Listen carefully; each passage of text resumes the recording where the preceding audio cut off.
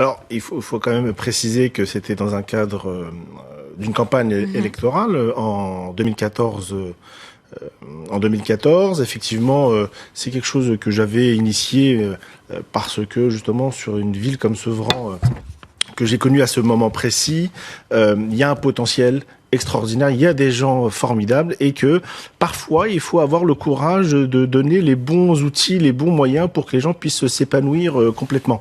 Et je crois savoir que les acteurs aujourd'hui qui gèrent la commune et la communauté de communes justement sont dans cette dynamique-là. Ils sont en train de créer celle-ci, même si on ne partage pas forcément à titre personnel toujours les mêmes avis parfois politiques, mais en tout cas ce qui est important, c'est que l'on puisse donner des moyens, que l'on puisse dire aux jeunes et aux moins jeunes que l'entrepreneuriat, que l'élévation matérielle, c'est quelque chose de possible pour eux. Et surtout, aujourd'hui, ce qui nous manque dans nos territoires et même globalement dans notre pays, c'est un modèle qui puisse faire rêver. Et justement, cet accès à l'entreprise, parce que ça n'est pas évident, il ne faut pas aussi se voiler la face. Il y a la création, il y a l'idée du business au sens large, mais également la manière de faire vivre l'entreprise.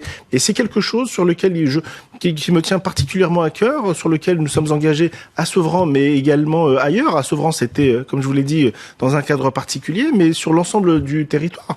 Vous avez aujourd'hui des initiatives telles que vous connaissez certainement, telles que les déterminés initiés par Moussa Camara, par exemple, en collaboration avec le MEDEF. Ce seront des initiatives sur lesquelles il faut appuyer, sur lesquelles qu'il faut absolument développer, parce que il faut donner cette envie, il faut donner cette capacité, cette potentialité justement à l'ensemble de ses habitants.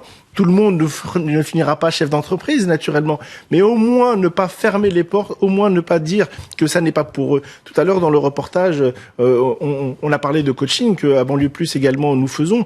Vous savez, parfois, il faut juste donner confiance aux gens, leur dire que c'est possible, que c'est pour vous. Il faut que ne soyons pas fatalistes. Il y a une richesse dans ces territoires qu'il faut savoir utiliser, qu'il faut savoir développer. Certes, c'est pas évident, mais moi j'y crois et en tout cas, j'appuierai toujours ce type d'initiative.